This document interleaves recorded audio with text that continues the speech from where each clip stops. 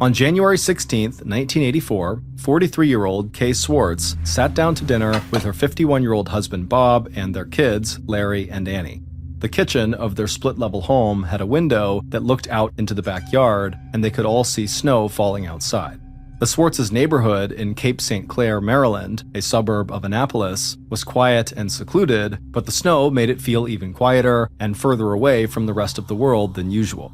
And Bob worried that if the weather got any worse, he might have trouble driving into work the following day. But then he heard Kay starting to pray, so he looked away from the window and bowed his head. Kay finished her short prayer, and then the rest of the family said amen, and then they all started eating. Dinner time with the family was always Kay's favorite part of the day. Ever since she was young, she dreamed of having a close-knit family that sat down together every night to share a meal and talk about how their days had gone. And now, Kay's dream had come true. She watched as her 17-year-old son Larry and her 9-year-old daughter Annie dug into their dinner, and she looked over at Bob and smiled. Bob took a drink and then smiled back. Dinner with the family was his favorite time too, because just like Kay, he'd always wanted to have a house full of kids. In fact, it was Kay and Bob's shared love of family that had first drawn them to each other when they met in graduate school at the University of Maryland 16 years earlier. At least that's what they told all of their friends. The truth was, the first thing that had drawn Bob to Kay was her looks. The first time he saw her in one of the campus parking lots, he couldn't stop staring. Kay was 5 foot 10 inches tall with long legs and a long neck, her brown hair was cropped short, and she had a perfect smile. Bob thought she looked like a model. And Bob, generally speaking, did not have the confidence to talk to women who looked like models. He was short and stocky, and he'd lost most of his hair in his early 20s, which had always made him a little insecure, but once he'd seen Kay, he couldn't stop thinking about her. So when he saw her again eating lunch in the university cafeteria, he took a deep breath, walked right up to her, and started a conversation. And Bob would always be happy that he'd taken that risk, because he and Kay had hit it off immediately and discovered they had a lot in common. They were both devoutly religious, they believed education was the key to success, and they put their love of family above all else. And so, soon after that first meeting, they were spending as much time together as they could. And within a few months, they were already planning their future together. But not long after they'd gotten married, Kay learned that she was not capable of having children of her own. This made her feel like a failure, like she was letting Bob down, and that their dream of having a big, happy family would now never come true. But after Kay and Bob spent time talking and praying together, they started to look at this seemingly bad news as a sort of gift. They decided that if they couldn't have kids of their own, they would adopt and provide a loving home for children who had never been fortunate enough to have families of their own.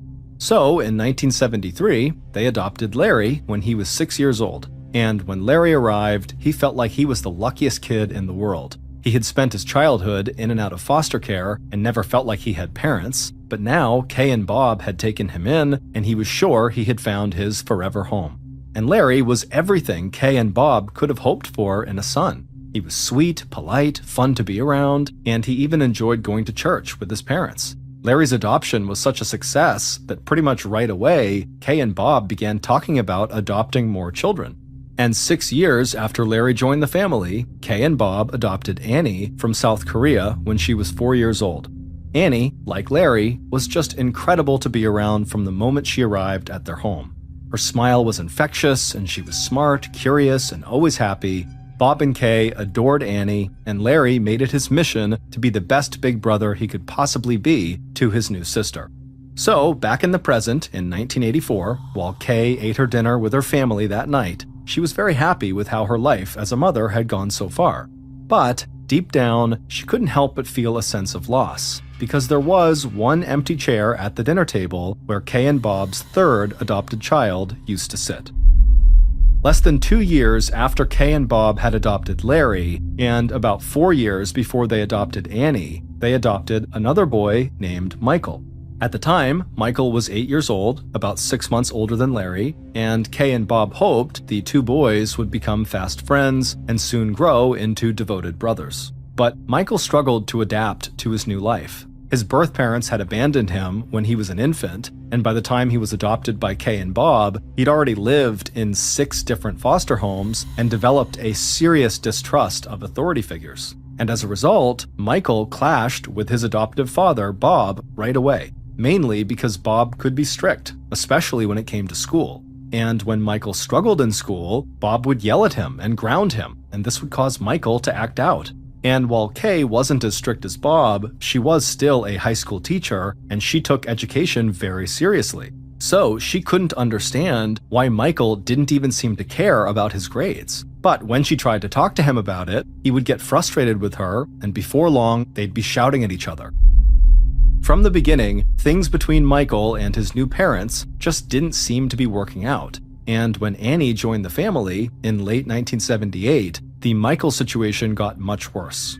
Michael accused Bob and Kay of loving Annie more than they loved him, and Michael just seemed to go out of his way to start arguments with his parents, which made life very challenging for everyone in that house, especially Larry, because all Larry wanted was for everyone to be happy and to get along. And so, when Michael fought with Kay and Bob, Larry would try to talk Michael down and keep the peace. But Larry, who was sweet and soft-spoken, rarely had any luck calming Michael down, or getting his parents to go easier on Michael. It was like both sides were unwilling to compromise on any issue. As Michael got older, the arguments between him and his parents became more frequent and more heated. And when Michael became a teenager, he started getting in trouble at school for fighting, and when he got home from school, he would yell and scream at his parents almost every day. Around this time, Kay and Bob started to feel like they had totally lost control of their second son. Then, on a night in 1980, when Michael was 14 years old, the tension between he and his parents reached a breaking point. That night, Michael had asked Kay and Bob if he could go hang out with some of his friends, but they had told him no, that he needed to stay home and do his schoolwork. Michael was furious, and after screaming at his parents, he just snuck out of the house and met up with his friends. But when he got home later that night, Kay and Bob were waiting for him by the front door, and they told him that they had had enough of his bad behavior and that he was not allowed to come back inside. And they didn't just mean for that night. They meant forever. They were disowning him. The following day, Kay and Bob contacted social services, and Michael was taken away and sent to a reform school, which is an institution where youth offenders are sent as an alternative to prison. Kay felt absolutely terrible about this decision, but with Michael now gone, at least Larry and Annie would hopefully have a happier, healthier, and less disruptive home. Now sitting at the kitchen table, staring at Michael's empty seat, Kay tried to remind herself that that decision she and her husband had made a few years earlier had been the only decision they could have made. After all, they had recently learned from social services that Michael, who was now 17, had had to be moved from the reform school to a mental institution because of his erratic behavior. And so, at least to Kay and Bob, this only seemed to prove that Michael would not have worked out long-term in their family. But deep down, whenever Kay thought about Michael, she couldn't help but feel like a failure. That night, after dinner, Bob got up from the table and headed to his home office that he'd set up in a small room located in the basement. Bob had gotten in on the ground floor of the growing computer industry, and he enjoyed the work and the money it brought in for him and his family. But the job sometimes required him to do work from home late into the night. And Kay knew that once Bob disappeared into his basement office, there was a good chance the rest of the family would not see him until the following morning. So Kay cleared the kitchen table with Larry's help, and then she and Annie headed upstairs. As Kay helped Annie get ready for bed, Larry came into Annie's bedroom and said goodnight to her before he walked back into the hall and headed for his own room. Kay gave Annie a kiss, said goodnight, and headed out into the hall just a moment after Larry had. Annie heard the sound of her brother's bedroom door shutting, and she heard her mother walking down the stairs. And soon after that, Annie's eyes got heavy and she fell asleep. But then, a couple of hours later, at around 11:30 p.m., Annie suddenly woke up because she heard what she thought were the sound of voices in the hall right outside her room. So Annie rubbed her eyes, climbed out of bed, and stumbled to her door, still half asleep. But when she opened her door, she realized the voices were not coming from the hallway, they were coming from downstairs. And the voices she heard were not people talking, but rather people screaming. Annie took a step into the hall, and instantly the screaming stopped. But Annie was still very worried and wanted to know what was going on, so she slowly walked downstairs, but when she got down there, the first floor was quiet and deserted. And as she stood there looking around in the dark, she suddenly thought she heard something outside the house. So she walked through the living room to a sliding glass door that looked out into the backyard where she heard the sound, and the moonlight, it was bouncing off the snow and created just enough light for Annie to get a good look at the backyard. And what she saw out there terrified her. In fact, Annie, after seeing it, she would turn and run back upstairs, dive into her bed, and pull the covers up over her head. And as she lay there, she told herself that this could not be real, that this had to be a bad dream. The following morning, Annie woke up and the house felt cold and quiet.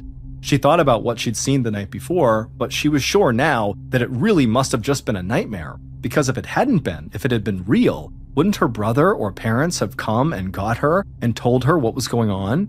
Feeling somewhat reassured by this thought, Annie got out of bed and walked into the hall.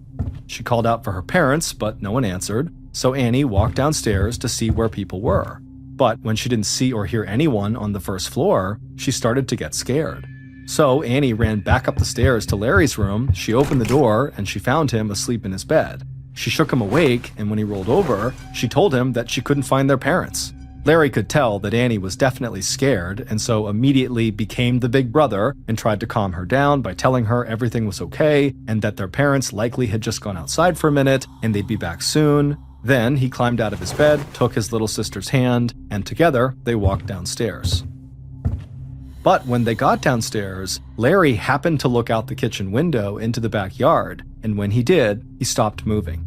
He pressed his face against the glass and squinted to get a clear view of the yard, and when he did, his eyes went wide, and he instinctively reached over and covered Annie's eyes with his hand so she couldn't see what he was seeing. Then he picked his sister up and he ran to the phone to call 911. And as he ran, neither he nor Annie seemed to notice the red drops all over everything.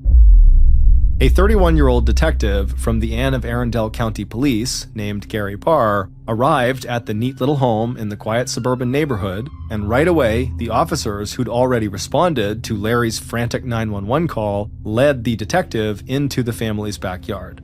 And when Detective Barr got out there and saw the scene, he just stopped and stared. Like Larry, the detective had a hard time processing what was in front of him. Detective Barr was a former Marine, and he'd seen some gruesome things during his time in the military, but he'd never seen anything like this. The ground in front of him, about 10 feet away from the sliding glass door at the back of the house, was covered in a dark red slush, from where massive amounts of blood had mixed with the snow overnight. And just beyond the bloody slush, a few feet ahead of him, he saw a dead body partially covered in fresh snow. The detective took a deep breath of cold air, then slowly circled around the blood-soaked part of the yard and approached the body. The body belonged to Kay Swartz. She was lying face down in the snow, her neck was covered in blood, and she was completely naked except for having a sock on one of her feet. Barr directed a few members of his team to remain in the backyard to take photos of Kay's body and to further investigate the area. Then he walked through the backyard to the open sliding glass door that led into the house. And on that glass door, Detective Barr saw part of a bloody palm print that the officers who'd first arrived on the scene had discovered as well. Barr knew the print was a significant clue, but at the time, in order to learn anything from the print, the police would have to send samples to the FBI forensics lab in Washington, D.C., because the FBI had the technology to run the appropriate tests. Detective Barr spoke with other officers nearby to confirm that the samples would be sent off quickly to DC, but Barr knew even if they got sent today, it would be weeks before they would hear anything from the FBI. And so Barr was not willing to pin the hopes of the entire investigation on this palm print that could even turn out to belong to the victim and not the killer. And so Detective Barr stepped through the door into the house to begin looking for more clues, but once again, as soon as he was inside, he had to just stop and stare at what was in front of him. There were pools and streaks of dried blood on the floor leading from the back door where he was to the living room. And when Barr stepped into the living room, he saw blood spatter all over the walls. He still had no idea what had happened, but he knew whoever had done this had been filled with rage during the attack. And the blood didn't stop in the living room. Barr found more splatter on the steps nearby that led down into the basement. So Barr followed that path of blood and eventually wound up in the small room in the basement, Bob's office. And once inside, he saw blood everywhere, and in the corner on the floor was Bob. He was deceased and had obvious cuts on his hands, chest, and neck.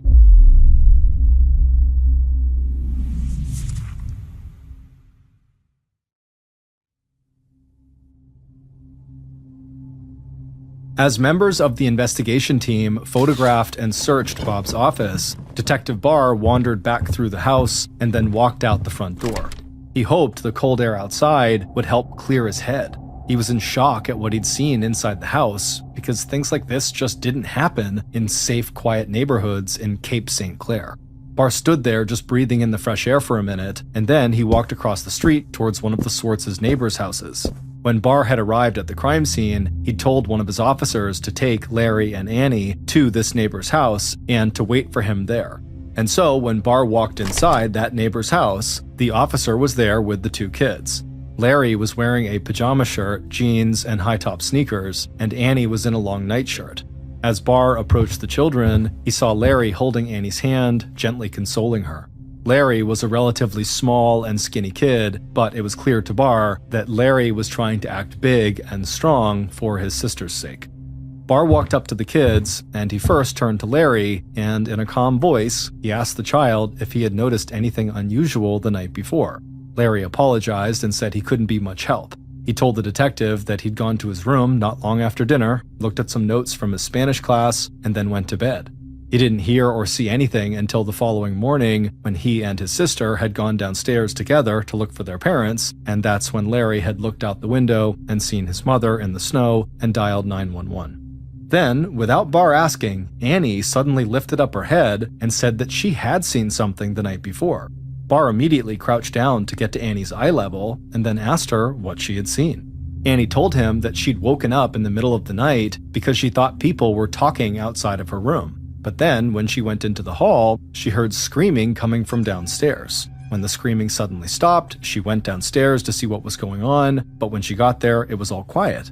Then she told the detective that she thought she had heard something outside, so she whipped around and looked out the door that opened into the backyard, and that was when she saw the terrifying thing that sent her running back up to her room and under her covers. Annie said she'd seen a very tall man with dark curly hair slowly walking away from their house. As she said this, Barr noticed Larry's eyes go wide, and then the boy started shaking his head. When Barr asked him what was wrong, Larry told him that the man Annie said she'd seen outside fit the description of their estranged brother, Michael, who was 6'4" tall and had dark curly hair. Detective Barr didn't know what to say. These poor kids who had finally found a safe and loving home with their adoptive parents had just lost that family and their new lives in a single day. Barr smiled at Annie and Larry and thanked them for their help. Then, leaving them there with the neighbors and the other officer who had brought them there, Detective Barr walked back outside and headed back across the street to the Swartz's house. As he walked, he knew one of his next moves would be to investigate his new primary suspect, Michael. Other than the bloody palm print, police had very little physical evidence from the scene of the crime. So, Barr and the other investigators began to question the Swartz's friends, families, and other associates to learn everything they could about the family. And through those conversations, Barr would learn that not long before Michael had left the house for good 4 years earlier, his outbursts with Bob had gone from just screaming fights to physical fights. And some of the neighbors were willing to admit that they thought Bob had most likely hit Michael on several occasions. And Barr also learned from a family friend that Michael had threatened to kill Kay and Bob, and that he had allegedly said that all he'd have to do was grab a knife and stab them. Barr knew that the threat of murder made Michael, who was already the prime suspect, look even more guilty, but Barr quickly discovered a major problem with the theory that Michael was the killer. Because Michael, who resided in a state mental hospital for psychiatric evaluation, had apparently been at the hospital on the night of the murders, at least according to hospital records. But Barr wasn't willing to take those records at face value. He wanted to meet with Michael in person because Michael simply had too many red flags to ignore. And so, days after the murder, Detective Barr drove out to pay Michael a visit at the mental hospital, which was a little over 10 miles away from the Swartz's house. When Barr arrived, a staff member from the hospital led him through the building, and Barr was horrified by the conditions he found. Screams from patients echoed from a large open room packed with beds. The floors and walls looked like they hadn't been cleaned in months, and Barr couldn't tell who, if anyone, was in charge of the place. He was also taken aback by how little security there seemed to be in the hospital. In fact, by the time he stepped into the room where he was supposed to meet Michael, he was convinced Michael could have easily slipped out of the hospital, made the relatively short trip to the Swartz's house, carried out the murders, and made it back to the hospital without anyone on staff ever noticing. Barr took a seat in a metal chair across a metal table from Michael. The room they were in was cramped, and the fluorescent light overhead cast a sickly glow on the dirty white walls. But Barr didn't notice any of that, because from the moment he sat down, he was fixated on Michael's neck. There were several red marks on one side of Michael's long, muscular neck, and so Barr asked Michael if he had gotten those marks in a fight. But Michael just grinned and told the detective the marks were actually hickeys that he'd gotten while making out with a girl he knew. Barr smiled back and then proceeded to tell Michael about what happened to his former adoptive parents. And Michael didn't seem remotely fazed by this horrible news. He just sat there, calm as can be. But Detective Barr was experienced enough to know that Michael's reaction to what he was told was not necessarily proof of guilt or innocence. And so Barr began asking basic questions, starting with, where was Michael on the night Bob and Kay were killed, January 16th? And Michael's answer, which was delivered just as calmly as his reaction to the news about his former parents, was simple. He'd been right here in the hospital where the state of Maryland had put him. But Barr wasn't convinced Michael was being honest, so he leaned across the table, looked Michael right in the eyes, and pushed him to talk about his troubled relationship with his adoptive parents and the threats of violence he'd made against them in the past. Barr had hoped this approach might kind of rattle Michael and maybe get him to accidentally give something away, but this didn't happen. Michael stayed calm and stuck to his story. He had been at the hospital when they were killed, period. By the time Barr left the hospital, he was very frustrated. Between the hospital's obviously lax security and Michael's bizarre, nonchalant reaction and answers that he gave, it just seemed like Michael had to be lying, that he really had to be the killer. But without physical evidence from the crime scene or any kind of confession from Michael, Barr knew he was going to have to keep working to prove this theory. And not long after this initial meeting with Michael, Detective Barr's job got even harder. Because right after Barr left the mental hospital, Michael contacted a defense attorney who advised him not to speak with anyone from law enforcement about the murders of Kay and Bob Swartz. And so, a couple of days later, when Barr tried to set up another meeting with Michael at the hospital, he was refused. Now, Barr felt like he was running out of options, because in addition to not being able to speak to his primary suspect, he was still waiting to hear back from the FBI with the results of the tests they'd run on the bloody palm print. So, feeling like he was at a dead end, Barr went back to the drawing board and tried to find any other leads that might help him discover exactly what had happened to Kay and Bob. While investigators had been questioning people who were close to Kay and Bob, they discovered that, like Barr, most of these people thought Michael was probably the killer. But there was one person who investigators spoke to that offered a tip that sent Barr's investigation in an entirely new direction. A friend of the family informed Barr that Bob had been a staunch anti-abortion activist and that he had spent significant amounts of time publicly protesting an abortion clinic in the area.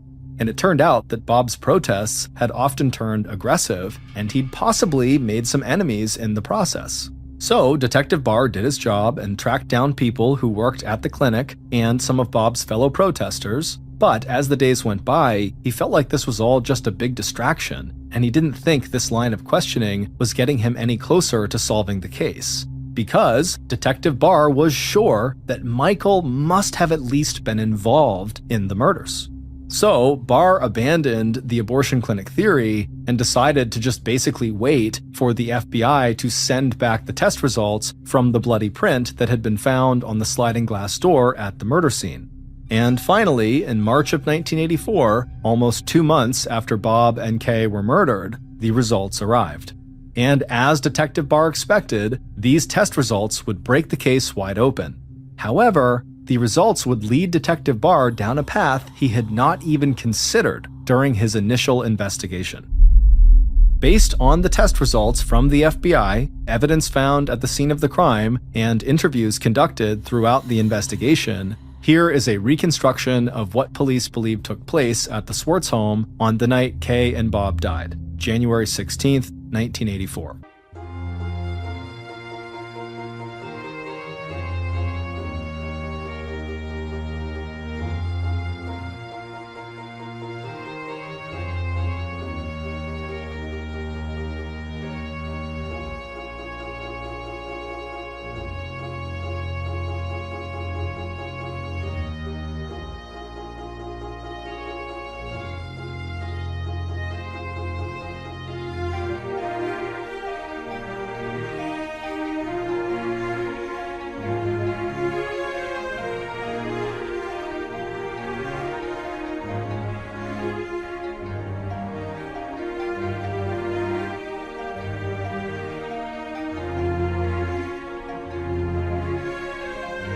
At around 11:30 p.m. on January 16th, snow was on the ground outside the Swartz home and the temperature was well below freezing.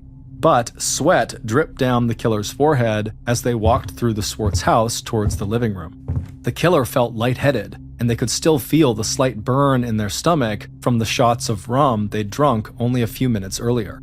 The killer stopped a few feet from the living room, hidden in the shadows, and listened to the sound of the television. Then they poked their head around the corner and saw, in the glow of the TV, there was a woman wearing blue flannel pajamas, Kay, sitting in a black vinyl chair, watching the TV. In front of her was a small table with the remains of what looked like her late-night snack, an empty plate, a fork, and a sharp steak knife. The killer was not actually carrying a weapon. In reality, they had not fully mapped out how this attack would go, but the steak knife on Kay's table seemed like the perfect solution. So the killer took a few steps into the living room, but then suddenly stopped. And as they looked at Kay sitting there peacefully watching TV, they started to have second thoughts about what they were about to do. But then the killer took a long, deep breath and told themselves this was the right move. And then they continued to walk through the living room towards Kay. The killer's footsteps caused the wooden floors to creak as they moved. Kay heard those creaks and quickly looked up from the TV to see who was there. And when she saw, she was startled, but mostly she was angry, and she yelled something at the killer. And the killer shouted something right back. And then before Kay could possibly understand what was happening, the killer rushed forward, grabbed Kay's steak knife, and slashed the side of Kay's neck. Kay screamed, and the killer just froze, like they were stunned by what they'd just done. In that moment of hesitation, Kay put a hand to her neck to try to stop the bleeding, pulling herself out of her chair, and then she tried to run out of the room. But the killer, filled with rage, rushed after Kay and managed to slash her neck 6 more times. The killer watched her fall to the floor. Kay struggled to pull herself up onto her hands and knees, but she was now bleeding profusely and her breath was quiet and shallow. The killer stood over her, raised the knife again, and was about to bring it back down for one final blow when suddenly they heard a sound coming from the steps that led to the basement. The killer stopped what they were doing and rushed over to the top of the steps and looked down to see what the noise was, and what the killer saw at the foot of the stairs was Bob standing in the doorway of his basement office. And when Bob saw the killer standing there with the steak knife in hand, he screamed for help. But there was no help coming, and Bob had nowhere to go. He was trapped in the basement. Without hesitation, the killer walked down the stairs and tried to slash at Bob's face. But Bob, who was trying to back up, managed to throw his hands up to protect himself, and so the knife only cut into his hands. Bob managed to stumble back into his office, but the killer pursued, lunging at him again once inside and stabbing wildly at his neck. The strikes started to land, and before long Bob had fallen to the ground, at which point the killer stabbed him several more times in the chest before finally stopping and standing up. In total, Bob was stabbed 17 times, including blows that severed his left and right carotid arteries in his neck, which supply blood to the brain. Bob lay motionless on the floor of his office, with blood pooling all around him as he died. The killer stood there for a minute in a daze, gasping for breath and staring down at Bob's now dead body. But then the killer snapped out of it and remembered Kay might still be alive upstairs. So the killer ran out of Bob's office, back upstairs into the living room, and saw Kay was now gone. But the killer saw a path of blood on the floor that led out of the living room to the open sliding glass door that led to the backyard. Following the path of blood, the killer ran to the back of the house, where they slammed their hand on that glass door, which is how the bloody print was left, and then the killer stepped outside. The killer could see their own breath in the cold night air, and they could feel the snow crunch under their shoes, but the adrenaline made their face and hands feel flushed and hot. Then, in the moonlight, the killer saw Kay slowly staggering through the yard, desperately trying to get away. Blood dripped from her neck and left dark red pools behind her in the snow. Kay tried to scream for help, but the cuts from the killer's knife had damaged her neck and throat, and so she couldn't make enough sound to be heard. As the killer watched Kay moving through the yard, the urge to cause her as much pain as possible suddenly took over. The killer looked around the yard and spotted a wood-splitting maul, which is like a sledgehammer with a sharp axe head, leaning against a pile of firewood.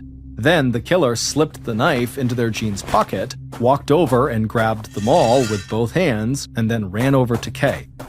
When the killer reached her, she was barely able to stand. The killer raised the wood-splitting maul and slammed it into the back of Kay's head. Her skull cracked, and then she crumpled to the ground. Even though Kay was now dead, the killer was not done with her. They wanted to humiliate her. So the killer stripped Kay naked except for one sock. But after the killer tossed Kay's pajamas to the ground, they suddenly started to panic. It was like, for the first time, they realized what they had just done. The killer's hands were shaking, and they saw that their clothes were covered in blood, but they knew they had to get rid of the weapons, so they walked through the yard away from the house. They wiped down the handles of the maul and the knife with a clean part of their shirt, and then threw them into the woods that surrounded the Swartz's backyard. Then the killer walked back through the yard past Kay's body and went inside the Swartz's house. Once inside, the killer walked through the house to the laundry room, where they stripped off their clothes, piled them into the washing machine, and then hit start. At this point, the killer's head was pounding, their arms and back ached, and they felt exhausted, so they walked upstairs, headed down the hall past Annie's room, and glanced at the door that led to Michael's old room. Then the killer stepped past that door to his own door that led to his bedroom, and he climbed into his own bed and went to sleep. Larry Swartz, who everybody thought was the quiet, sweet, perfect son, was in fact the killer. The results of the FBI tests made it clear that the bloody palm print on the sliding glass door belonged to Larry and not to Michael, like so many people had thought. And when Detective Barr learned the palm print was Larry's, he thought back to the beginning of his investigation when he first spoke to Larry and Annie right after he had arrived at the crime scene. And he would come to understand that little Annie thought of her 5'9" brother, Larry, as being a, quote, very tall person, because pretty much everyone who was over 5'5" seemed very tall to her. But Larry, thinking on his feet, had immediately used her description of the very tall man in the backyard, the likely killer, to his advantage, pointing out that his former brother, Michael, was in fact very tall, 6'4" to be exact, which is considered very tall by basically all adults. Michael did this, of course, to deflect suspicion away from himself. Police arrested Larry, and while in custody, he would confess to killing his parents. Larry claimed he had killed Kay in the house and had not chased her down and killed her in the yard like the police said. But Larry's memory of the night was fuzzy, and Detective Barr didn't think Larry's version of events fit with the evidence found in the backyard and in the house. But Barr did take Larry at his word when Larry explained why he had killed his parents.